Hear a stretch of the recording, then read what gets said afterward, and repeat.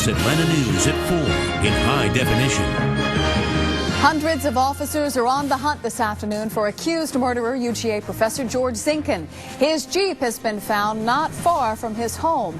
It's the first big break in the case since last Saturday's triple shooting. George Zinkin is wanted for the murders of his wife, Marie Bruce, Ben Teague, and Tom Tanner. All three were shot last Saturday at a community theater in Athens. Zinkin was last seen when he dropped his two young children off at a neighbor's house, saying there was an emergency.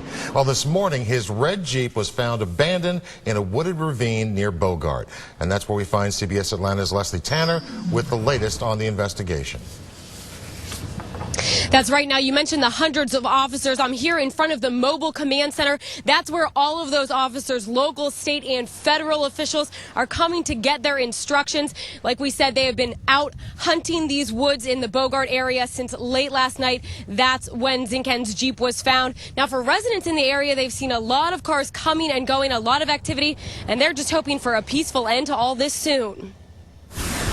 Hoping they will hurry up and catch him. Charlotte Payne awoke to officers at her front door. Asked me, have I been disturbed by anyone or anything, and I told him no. And more than 100 officers have been combing the woods near Payne's Bogart home since 10 o'clock last night.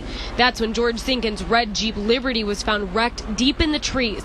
Police will only say they got a tip about the car's location, but not where it came from, and say they have no way to tell when the car was abandoned. We're just really not sure. It could have been there since day one, and could have been there since yesterday. But with no signs of injury inside the car, police do have a theory on how it got there. I'm saying that probably somebody pushed it over just to make sure that nobody could find it for a while. A caravan of cruisers came in and out of the woods throughout the day while roadblocks were put up. I need you to pop your trunk for me, please. To keep Zinkin from a possible escape.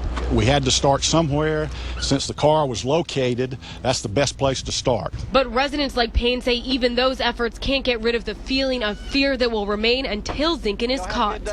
I was scared. I'll have to admit that, Now, one other bit of information. We have heard that a cell phone was found inside Zinkin's Jeep Liberty, but police will not say if it is his or if the cell phone signal at all led them to that car. For now, there is still no sign of George Zinkin out here tonight. That's the latest live in Bogart. Leslie Tanner, CBS Atlanta News. As police search for George Zinkin, the University of Georgia community is saying goodbye to one of the victims. They held a memorial service for Ben Teague, a member of the Town and Gown Players and a UGA professor. CBS Atlanta's Christopher King continues our team coverage this afternoon from Athens.